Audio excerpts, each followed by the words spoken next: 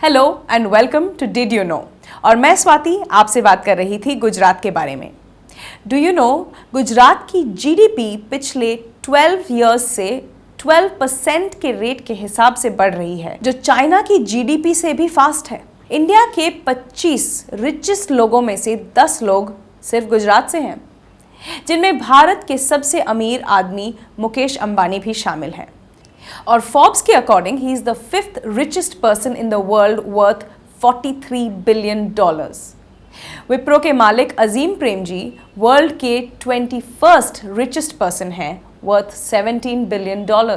गुजरात की सर्वधर्म संभाव कल्चर की वजह से पारसी, जैन्स, मेमन्स, बनिया, खोजा और बोहरा सब गुजराती ही बोलते हैं। और यहाँ की 55 मिलियन पॉपुलेशन भारत की कुल 5% है और देश के 6% सरफेस एरिया में रहती है, लेकिन ऑल इंडिया के स्टॉक्स को होल्ड करती है।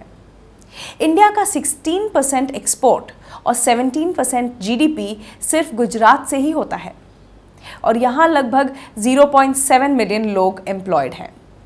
अब गुजरात का नाम आए और सूरत की भी बात हो तो सिल्क तो अछूता रह ही नहीं सकता। इंडिया का 40% आर्ट सिल्क सिर्फ गुजरात के सूरत शहर में ही बनता है। हम गुजरात की बात करें, फिर सूरत और अहमदाबाद की, और वडोदरा पीछे छूट जाए, ये हो ही नहीं सकता। डू यू नो वडोदरा की हिस्ट्री 812 AD से है। एंड डिड यू नो इस शहर को चंदनवटी, अंकोटका वटपत्रक यानी कि द बैनियन ट्री, वीरावती यानी द लैंड ऑफ वॉरियर्स के नाम से जाना जाता था। और अंग्रेज इसे ठीक से प्रोनाउंस नहीं कर पाते थे, तो उनके समय में इसे ब्रोडरा के नाम से जाना जाने लगा और बाद में बरोड़ा हो गया। लेकिन 1974 में इसे वडोदरा नाम दिया गया।